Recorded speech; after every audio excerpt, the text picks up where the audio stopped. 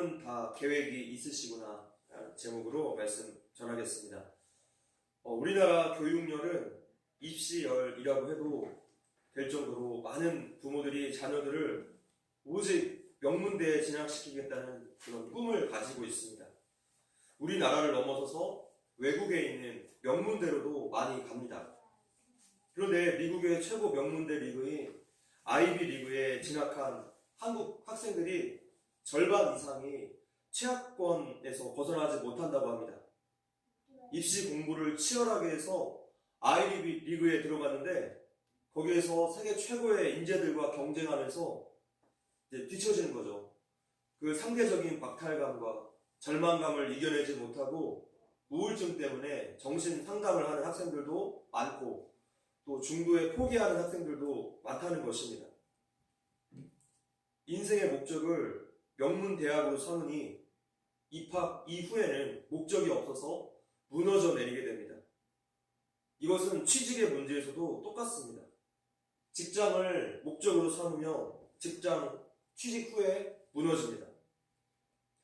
이러한 모습은 우리의 신앙생활 안에서도 발견되고 있어요.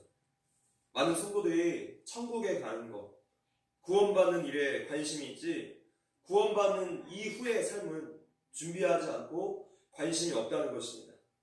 약속의 땅에 들어가는 데만 관심이 있지 그 땅을 경영할 준비를 제대로 하지 않고 있습니다. 대학교를 졸업하고 군대에 다녀와서 아직 직장을 찾지 못한 청년들에게는 직장이 약속의 땅일 것입니다. 결혼하지 못한 청년들에게는 결혼이 약속의 땅일 수 있겠죠. 또 사역지를 찾아 헤매는 목회자들에게는 사역할 수 있는 교회가 약속의 땅일 것입니다. 이렇게 이 모양 저 모양으로 광야에서 헤맬 때에는 그저 약속의 땅에 들어가기만 하면 너무나 행복하고 아무 걱정이 없을 줄 압니다. 그렇게 모든 것이 좋고 만사 형통할 줄 압니다.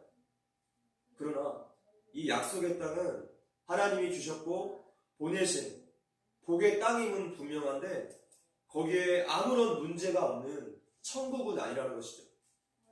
이제 광야에서는 경험하지 못했던 완전히 새로운 문제들과 도전들이 가나안 땅에 도사리고 있기 때문입니다.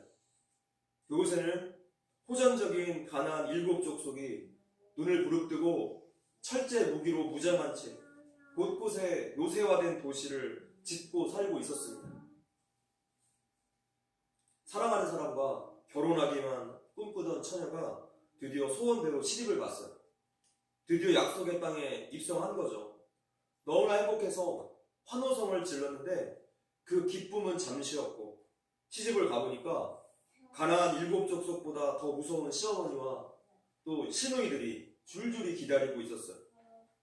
남편을 가만 보니까 연애할 때 그토록 매너 좋고 또 능력 있어 보이던 사람이 매일을 같이 살다 보니까 이렇게 무례하고 자기 중심적인 사람인 줄은 몰라서 너무나 실망감이 컸다는 거죠. 직장은 또 어떻습니까? 높은 취업의 문을 수많은 실패 끝에 뚫고 들어갔더니 거기에는 너무나 무섭고 까다로운 직장 상사들, 동료들, 그리고 진상 고객들이 하루가 멀다 하고 나를 무섭게 볶아댑니다. 그렇게 하루하루 멘탈이 탈탈 털리는 거죠. 아니 내가 진짜 약속의 땅에 들어온 것이 맞나 싶습니다. 약속의 땅에 들어가기만 하면 인생의 모든 문제가 다 풀릴 것이라는 이 핑크빛 환상은 절대로 금물입니다. 하나님께서 보내신 약속의 땅 안에 우리를 기다리고 있는 새로운 위험과 고난들이 있다는 것을 우리는 항상 인식해야 합니다. 새로운 환경일수록 우리가 정신을 더 바짝 차리고 하나님과 동행하지 않으면 아주 큰일 납니다. 아무리 좋은 기계도 매뉴얼대로 다루지 않으면 고장이 납니다. 또 사고가 나죠. 아무리 좋은 약속의 땅이라고 해도 하나님의 경영 방법에 따르지 않으면 큰 실패를 경험할 수밖에 없습니다. 우리 성도들의 목적은 근시안적이고 물질적인 것에 결코 있지 않습니다. 부귀영화에 우리의 목적이 있지 않습니다. 이것을 인생의 목적으로 추구하면 우리는 반드시 망가져요. 우리가 겨우 그렇게 살라고 세상에서 구별되고 또 세상으로 보냄받지 않았기 때문이죠. 성도의 목적은 무엇입니까? 오직 거룩입니다. 하나님의 성품과 그분의 영광을 드러내는 일에 우리 삶의 모든 초점을 다 맞춰야 합니다. 오늘 본문이 바로 그 이야기를 하고 있어요. 하나님은 가나안 땅을 코앞에 두고 당신의 백성들에게 먼저 거룩을 요구하고 계십니다. 가나안 땅을 정복하는 일보다 그 땅에 들어가서 어떻게 살아가야 하는가, 이것이 더 중요하다는 것이죠. 우리가 성도로서 이 땅의 삶을 거룩하게 살기 위해서는 무엇보다 하나님의 말씀을 듣는 것이 우리의 우선순위가 되어야 합니다. 우리에게 가장 중요한 일이에요. 우리 하루의 시작에 하나님 말씀을 듣는 것이 우선순위죠. 우리의 한 주의 시작인 이 주일에 교회에 나와서 하나님 말씀을 듣고 예배드리는 것이 우리의 우선순위입니다. 왜냐하면 거룩한 백성으로서 이 땅을 사는 것이 우리 인생의 목적이기 때문입니다. 하나님의 말씀, 언제나 우리에게 첫 번째가 되어야 합니다. 이제 하나님께서 이스라엘 백성들에게 반드시 기억해야 될 아주 중요한 3가지 명령을 내리십니다. 그 첫 번째는 가나안 민족을 다 몰아내는 것입니다. 그들이 이스라엘 백성들을 죄로 오염시킬 것이기 때문이죠. 그들과 함께 동화되어 살며 성과 도덕 윤리가 다 무너지게 됩니다. 가나안 민족에게는 하나님이 없기 때문에 폐악이 가득하고 성적으로 문란합니다. 오늘날도 똑같아요. 하나님이 없는 사회는 하나같이 폐역하고 문란해요. 그리고 그 결과는 멸망이죠. 그것이 우리가 반복되어 보아왔던 역사 속의 일들이었어요. 두 번째, 우상을 다 제거하라. 우상은 반드시 물질 만능주의와 폭력과 음란을 조장합니다. 우상은 곧 인간 마음속에 죄된 욕망들을 투영하고 있기 때문이죠. 사람은 자기가 예배하는 대상을 똑같이 닮아가게 되어 있습니다. 그래서 하나님은 이스라엘이 죄로 타락하지 않도록 이 신상을 철저하게 파괴하고 모든 산당을 다 제거하도록 명령하십니다. 그렇게 하지 않을 시 가나안 민족들에게 행할 그 심판을 이제 너희들에게 행할 것이다, 강력하게 경고하셨어요. 본문 53절입니다. 자, 시작.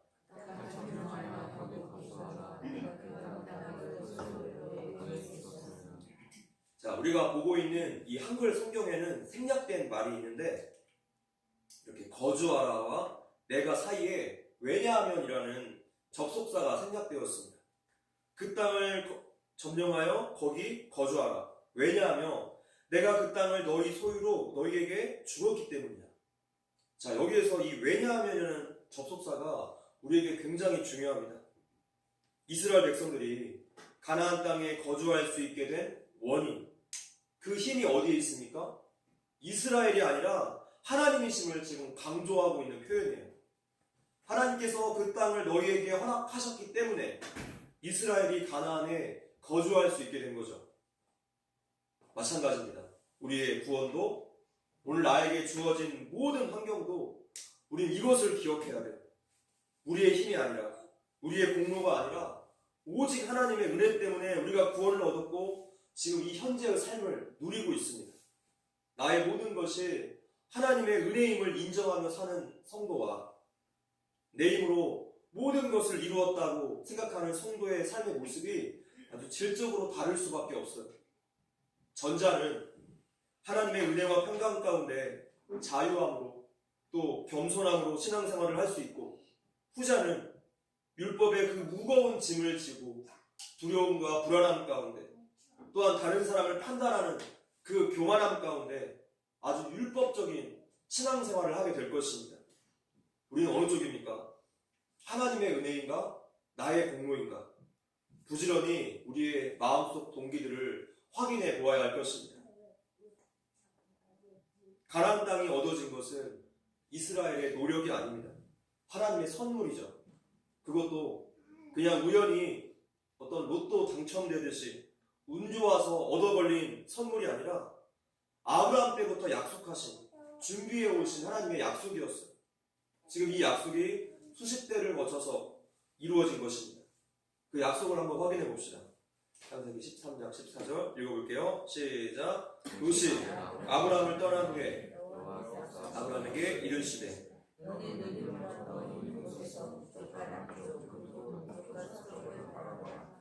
보이는 땅을 내가 너와 내 자손에게 주리니 영원히 이르리라. 하나님은 지금 이스라엘이 태어나기도 전에 그들이 앞으로 들어가서 살 약속의 땅을 미리 준비하셨습니다. 하나님은 아브라함을 갈대아 우르 땅에서 불러내셔서 가나안 땅을 주시겠다 약속하셨어요. 그래서 아브라함이 하나님의 이 약속을 믿고 고향과 친척과 아버지의 집을 떠나서 머나먼 여행을 시작하게 된 것이죠. 근데 하나님은 아브라함에게 그 땅을 바로 주시지 않았습니다. 왜냐하면 가나안 민족의 죄가 아직 가득 차지 않았기 때문입니다. 가나안 사람들의 죄악이 그 땅에 가득 차게 되며 그때서야 그 땅을 이스라엘 자손들에게 줄 것이다. 이렇게 약속하셨어요. 이 약속이 있은 지 700여 년이 흘러서 마침내 가나안 족속의 죄악이 그 땅에 가득 찼고 하나님은 약속하신 대로 모세를 통해 이스라엘을 끄집어내셔서 이 가나안 땅을 쳐서 차지하도록 만드셨습니다. 자, 이 모든 일이 그냥 된 일이 아니라 철저한 하나님의 계획과 인도하심으로 이루어졌다는 것을 우리는 알 수 있습니다. 그러니까 죄 없는 원주민들을 왜 몰아내야 하는가? 라는 이런 인간적인 말을 할 수 없습니다. 지금 그들에게 하나님께서 700년이라는 회개의 기회를 주셨고 또한 거기에 더해서 이스라엘이 하필 죄를 지었어요. 광야 생활 40년이라는 시간을 보너스로 더 주셨습니다. 그들은 하나님의 심판에 대해서 너무하다, 불의하다 라고 말할 수 없는 거예요.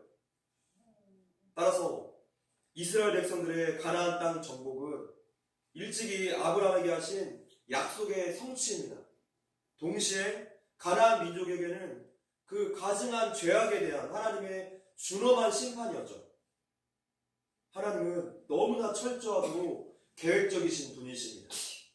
그러니까 성도 여러분, 내 인생은 어떻게 됩니까? 내 미래는 앞으로 어떻게 됩니까? 하면서 염려하지 마십시오. 주 안에 있는 성도는 모든 일이 다 준비되어 있어요. 그것이 우리가 소요리 문답에서 배웠던 하나님의 작정과 섭리 아닙니까? 하나님은 여러분의 미래의 일들을 다 준비해 놓으셨어요. 환경은 이미 다 준비가 되었으니까 지금은 우리를 준비시키는 시간입니다. 하나님의 복을 받을 그 거룩하고 아주 큰 그릇이 필요한데 우리의 그릇은요 아직 더러워요.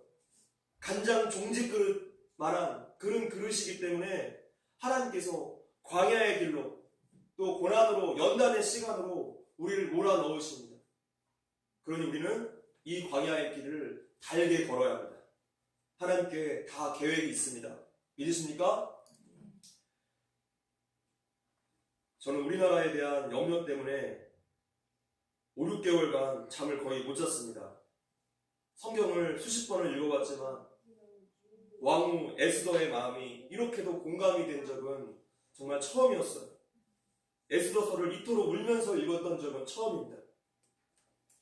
예전에 중국이 서해 인공 구조물을 설치했었는데 이틀 전 금요일에도 전라도 그 홍도 앞바다까지 중국이 항모 전단을 투입해서 사격 연습을 했다는 기사를 보았어요. 지금 서해를 중국해로 만들려고 본격적으로 무력을 쓰고 있는데 우리나라는 현재 무정부 상태이다 보니까 군이 아무런 대응을 하지 않고 있습니다. 같은 날 미국에서는 이번 대선 선거 결과에 따라서 주한미군 4,500명을 다른 지역으로 이전하겠다고 검토를 하고 있다고 발표했습니다. 국방과 안보 문제가 아주 심각한 상태에 있어요.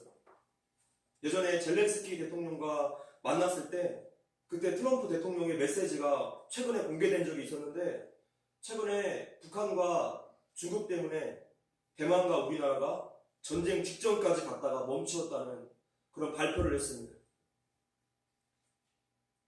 몇몇 목사님들은 SNS 검열, 또 설교 검열까지 받고 경찰의 조사를 받고 있는 재경회까지 이르렀습니다. 또 어떤 목사님들은 설교 검열을 하기 때문에 지금 이렇게 실시간 라이브로 하는 것을 중단했습니다. 중국, 북한 이야기가 아니라 오늘 우리나라 이야기예요. 우리나라에 아무 일도 없는 것이 아니라 아무것도 모르고 있는 거죠. 뉴스를 보면요, 상황이 온통 절망뿐입니다. 그러나 우리나라 안까지 이 공산주의 세력에게 장악된 이 절망스러운 상황들도 성도들을 하나님께 간절히 부르짖게 하시려고, 눈물로 기도하게 하시려는 하나님의 계획이 있는 줄 믿습니다. 간절히 이 나라를 위해서 계속 기도하시고, 오직 하나님을 경외하고 하나님을 믿는, 동성애를 반대하는, 차별금지법을 반대하는 그런 대통령이 세워질 수 있도록 한마음으로 기도하시고 또 투표하십시오. 본문 53절 끝부분에 주었음이라 라고 되어 있습니다. 이것은 사건의 종결, 완성을 나타내는 완료시제를 사용하고 있습니다. 현실은 이스라엘이 아직 가나안에 들어가지 않았고 요단 동편 모압 평야에 주둔해 있는데도 불구하고 하나님이 이미 종결된 상황이라고 선포하십니다. 이스라엘은 앞으로 첩첩산중을 지나가야 합니다. 마침 무기 때라서 범람하는 요단강을 건너야 했고 험산 줄령의 요새들도 공략해야 합니다. 사나운 가나안 족속 7족속과도 싸움을 해야 합니다. 이렇게 장애물이 많은데도 내가 이미 그 땅을 너희에게 주었다라고 말씀하세요. 이것을 믿으라는 거죠. 그러니까 한마디로 이 문제의 난이도는 우리에게 중요하지 않다는 뜻입니다. 하나님이 그것을 주시기로 약속하셨는가? 아닌가? 이것이 중요해요. 약속하셨다면 반드시 이루어질 것이니 믿고 의지하고 인내하라는 뜻입니다. 자, 이 말씀은 우리의 삶에도 똑같이 적용돼요. 하나님께서 미래의 일들을 준비해 놓았고 내가 인도할 것이니 어떠한 상황에서도 약속을 믿고 기도하라는 거예요. 여러분 기대하십시오. 하나님께서 여러분에게 어떤 계획과 방법으로 여러분들을 도와주시고 인도하실지를 기대하십시오. 하나님은 시간 밖에 계신 분이시기 때문에 하나님의 약속은 이미 이루어진 일이고 이렇게 말씀하실 수 있는 분은 오직 하나님 한 분뿐이십니다. 우리는 지금 이런 분을 믿는 거예요. 우리가 해야 할 일은 무엇입니까? 하나님께서 성경을 통해 약속하신 말씀을 찾아보는 거예요.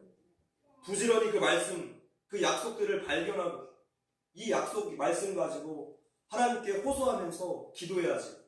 그것이 바로 좋은 기도입니다. 약속하신 말씀을 근거로 해서 하나님께 호소하는 거예요.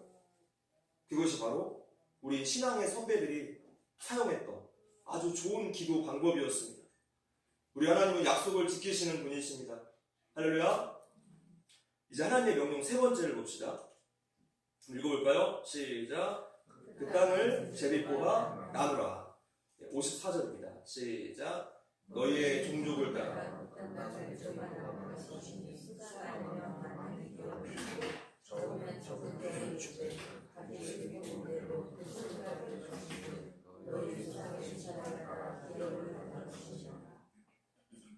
하나님이 정해주신 분배 원칙인 이 제비를 뽑아서 각 지파들에게 공정하게 땅을 분배하라고 말씀하십니다.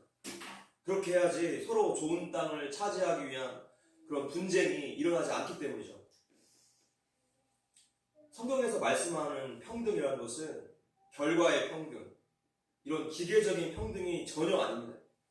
하나님께서 각자의 재능과 특성에 맞게 분배해 주신 하나님의 평등이에요. 어떤 사람은 사도행전 2장의 그 초대교회의 모습을 근거로 해서 성경도 공산주의가 옳다고 말하지 않느냐 이렇게 주장을 합니다. 바로 이 말씀이죠. 읽어볼게요. 시작. 믿는 사람이 다 함께 있어 모든 물건을 서로 통용하고 또 재산과 소유를 팔아 각 사람의 필요를 따라 나눠주고. 자, 겉모양만 보면 마치 공산주의 같아요. 그런데 여기에는요 아주 중요한 차이점이 있어요. 지금 이 장면은 성도들이 이제 오순절 성령 강림 사건 그 이후의 일이죠. 그래서 성령이 충만해져서 자발적으로 개인의 자유 의지를 가지고 자신의 재산을 나눈 거지, 공산주의처럼 정부가 개인의 재산을 강제로 나누지 않았어. 하나님의 평등은 결과의 평등이 전혀 아닙니다. 하나님이 직접 주신 평등이고, 또 뇌성마비 환자, 송명희 시인도 이런 하나님을 공평하신 하나님이라고 고백했지 않습니까? 이제 땅을 분배받은 이스라엘 백성들은 나중이 되어서야 알게 됩니다. 꼭 그 지파의 성격에 맞는 땅을 하나님이 분배해 주셨다는 것이죠. 농사를 잘 짓는 지파에게는 농토를 주셨고, 장사를 잘하는 지파에게는 국제무역의 핵심 전략지를 주셨어요. 하나님께서 각자의 그 경영할 능력을 보시고 각 지파에게 맞는 땅을 꼭 맞게 분배해 주셨습니다. 그렇기 때문에 여기에 대해서 우리가 불평하면 안 돼요. 다른 사람과 비교하면 안 됩니다. 내가 가지고 있는 것에 감사하고 만족해야 합니다. 내가 보내어진 가정, 일터, 배우자, 자녀는 하나님께서 오늘 나에게 꼭 맞는 자리를 분배해 주신 거예요. 그 자리는 내가 미래의 일을 위해서 지금 반드시 경험해야 하고 섬겨야 할 자리입니다. 성도 여러분, 지금은 우리 하나님께서 간장 종직 그릇인 우리를 솥단지로 만들고 계시는 중이십니다. 우린 그래서 각자가 보내어진 곳에서 최선을 다해야 하고 성실히 그 역할을 감당해야 할 것입니다. 그곳을 위해서 기도해야 하고, 또한 그곳에서도 내가 그리스도인이 되어야 합니다. 내가 보내어진 곳이 하나님의 안성맞춤이에요. 할렐루야. 이것을 인정하는 것이 은혜이고 우리에게 복인 줄을 믿습니다. 55절, 56절 시작.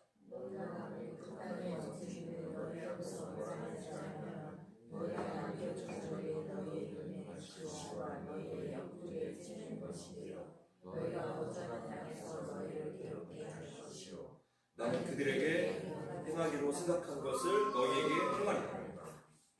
하나님께서 이미 이스라엘 백성들에게 복의 계획뿐만이 아니라 불순종했을 때 심판에 대한 계획도 함께 마련해 놓으셨어요. 불순종하며 그 계획이 이제 실행될 거야 경고하십니다. 똑같습니다. 하나님은 우리에게 복 주실 계획을 가지고 계시는데, 문제는요, 우리가 불순종할 경우에 우리를 징계하실 계획도 함께 가지고 계신다는 사실이에요. 하나님은 물론 이 계획을 집행하기 원치 않으십니다. 그러나 부모의 마음으로 우리가 하나님 앞에 불순종할 때, 죄 지을 때 그 징계의 계획을 집행하실 거예요. 매를 들어서라도 자식을 바르게 키우겠다는 부모님의 마음인 거죠. 이스라엘이 약속의 땅에 들어갔다는 것은 무언가를 이룬 것입니다. 뭔가를 이뤘다는 것은 내가 어떤 지위와 위치와 힘을 가졌다는 뜻일 것입니다. 이럴 때 우리의 마음이 교만해져서 영적으로는 빈틈이 생기고 또 안일해집니다. 그래서 우리는 일이 잘 되고 형통할 때를 더 조심해야 돼요. 높이 올라갈수록 좋은 게 아니라 더 높은 수준의 영적 공격이 우리들을 찾아올 것입니다. 잘 될수록 아쉬운 게 없어서 하나님을 떠나버리는 일이 너무나 허다해요. 그래서 우리는 영적 전쟁에 대한 각오를 항상 하고 살아야 합니다. 저도 과거에 교회에서 부교육자 생활을 할 때와 지금 담임 목사로서 생활할 때의 차이는 정말 하늘과 땅 차이인 것 같습니다. 더 높은 자리가 아니라 더 큰 책임을 져야 하는 자리다 보니까 9년 동안 각종 영적 공격을 감당할 수 없을 만큼 받아왔어요. 그래서 그렇게 기도하기를 싫어하는 사람이 저절로 기도를 붙잡게 됩니다. 제가 의지가 남다르고 부지런하고 실력이 좋아서가 아니라 그저 살기 위해서 기도했어요. 예전에 미영자매님이 영적 또 육체적인 공격 때문에 살기 위해서 매일 죽도록 기도했다고 하셨는데, 그 말이 저에게 참 공감이 되었습니다. 기도를 하지 않으며 가정이고 교회고 계속 무슨 일이 생겨요. 계속 무너져 내립니다. 그래서 살려고 기도했어요. 내 힘으로 안 되기 때문에 하나님 살려주세요. 오직 절실함만이 하나님께 가까이 나아갈 수 있어요. 여러분, 혹시 일이 잘 풀리십니까? 또는 새로운 일을 만나셨습니까? 새로운 길이 열리셨습니까? 마음 놓지 마십시오. 더 큰 공격이 우리에게 올 것입니다. 기도하지 않으면 버틸 수 없어요. 100층 이상의 건물을 짓는데 아주 굉장한 기술력이 요구된다고 합니다. 상승 기류 때문에 건물이 막 흔들리는 거예요. 그래서 이것을 견딜 수 있도록 고급 기술이 필요하다는 것이죠. 이 앞에 있는 롯데타워도 그렇고 우리나라 기업에는 우수한 건설 기술력이 있어서 해외에서 많은 건설 요청을 받습니다. 마찬가지예요. 우리가 약속의 땅에 들어가서 받는 영적인 공격은 훨씬 거셀 것입니다. 그래서 우리가 영적인 긴장감과 전투를 준비해야 돼요. 마음 놓을 때 내 안에 있는 그 더러운 욕망과 사탄의 유혹이 딱 만나게 될 것입니다. 그렇게 우리는 순식간에 넘어져요. 우리는 수시로 내 안에 더러움이 있는가? 하나님을 거스르는 세상적인 욕망이 있는가? 항상 점검해야 할 것입니다. 우리 성도의 목적은 무엇입니까? 오직 거룩입니다. 다니엘은 어릴 때 바벨론 포로로 끌려갔는데, 이거 오늘날로 치자면 하버드 대학교와 삼성, 그러니까 명문대학교와 평생 직장이 보장된 그런 좋은 곳에 취직을 했습니다. 여기에서 3년만 잘 버티면 왕의 최측근 엘리트 관료로서 인생이 피는 거죠. 지금 이방 나라 노예 출신이 완전 성공한 거 아닙니까? 그런데 마냥 좋은 게 아닙니다. 잘 됐더니 다니엘에게 첫 번째 시련이 찾아왔어요. 우상에게 바쳤던 음식을 먹으라는 거죠. 남들은 좋아라고 그 음식을 다 먹어버렸어요. 왜냐하면 왕이 먹는 산의 진미였기 때문입니다. 일반 사람들은 절대로 먹을 수 없는 최고급 호텔 뷔페라고 한번 생각을 해보세요. 안 먹을 수 있겠습니까? 지금 왕의 음식을 먹는 것 자체가 사회적으로 성공했다는 뜻이에요. 그런데 다니엘은 성공 뒤에 숨어있는 영적인 공격을 직시했습니다. 아무런 생각 없이 낼름 그 음식을 받아 먹어버린 소년들은 하나님의 역사에서 다 사라졌어요. 그런데 다니엘의 나이는 그때 15살이었습니다. 그 혈기왕성하고 식욕 대폭발인 청소년이 산의 진미를 마다하고 있어요. 맛있는 거. 내 식욕보다는 하나님이라는 거예요. 맛있는 음식 먹는 것이 전부인 양 살아가는 이 시대의 풍토에 큰 충격을 주는 모습 아닙니까? 지금 이 시대의 문화가 완전히 육체의 일에만 집중되어 있다는 증거입니다. 육신의 일을 도모하며 필히 성령을 거스르게 됩니다. 육신의 일을 도모하며 예배를 드릴 수 없게 돼요. 그렇게 하나님은 다니엘을 복주셨고, 이제 초고속 승진해서 30대가 되기도 전에 총리 대신까지 올라갑니다. 2인자. 세상에서 보면요, 정말 성공, 완전 대성공입니다. 그렇게 마음이 풀어지고 교만이 한껏 올라갈 만도 한데 다니엘은 여기에서조차도 마음을 놓지 않았어요. 아니야 다를까? 더 큰 공격이 찾아왔죠. 왕 이외에 다른 신에게 절하지 못하게끔 하고 이것을 어기며 사자굴에 집어넣도록 왕의 조서를 내린 것입니다. 그때 다니엘의 반응은 어떻습니까? 자, 10절입니다. 시작. 다니엘이 이 조서에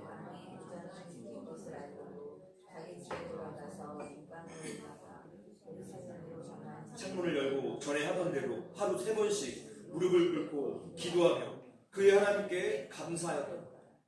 목숨을 위협받는 상황 앞에서 바벨론의 그 폭력적이고 음란하고 물질 숭배의 문화와 가치관으로부터 다니엘이 버틸 수 있었던 원동력이 바로 여기에 있어요. 매일 하던 그대로 하루에 3번씩 기도의 제단을 쌓았다는 것에 있습니다. 매일매일 개인 예배 시간이 그를 구별된 하나님의 사람으로 만들어 주었습니다. 다니엘은 그렇게도 보내어진 곳을 거룩하게 만들었습니다. 성도 여러분, 직장에 들어가셨다며, 또한 높은 자리에 올랐다며, 새로운 삶이 시작되었다며 마냥 기뻐할 일이 아니라 정신을 더 바짝 차리고 영적으로 긴장해야 할 때입니다. 우리 하나님의 이름을 더 많이 부를 때예요. 결혼만 하면 무조건 행복한 가정이 될 것 같습니까? 천만의 말씀, 삼천만의 말씀. 싱글 때보다 오히려 더 많이 기도할 일이 반드시 생깁니다. 아이가 생기면 무조건 행복할 것 같습니까? 더 많이 눈물로 기도해야 할 일이 반드시 생겨요. 하나님의 이 복의 기관인 자녀들과 배우자와 가정을 파괴하려고 사탄은 가만히 있지 않습니다. 갖가지 공격을 다 할 것이에요. 그래서 내가 원하던 어떤 일이 잘 진행된다는 것은요, 바꾸어 말하면 그만큼 기도의 책임이 나에게 더 막중해졌다라는 뜻이기도 합니다. 우리 영적으로 준비해야 합니다. 성도는 늘 영적 전쟁을 치르는 존재임을 항상 기억해야 합니다. 말씀을 맺겠습니다. 하나님은 철저히 계획적인 분이세요. 우리의 미래의 일들을 준비해 놓으셨습니다. 이 준비된 복을 받기 위해서 우리는 얼마나 기도와 말씀으로 단단하게 영적 무장을 하고 있습니까? 세상 일에 마음 빼앗겨서 영적인 긴장감을 다 잃어버리고 있지 않습니까?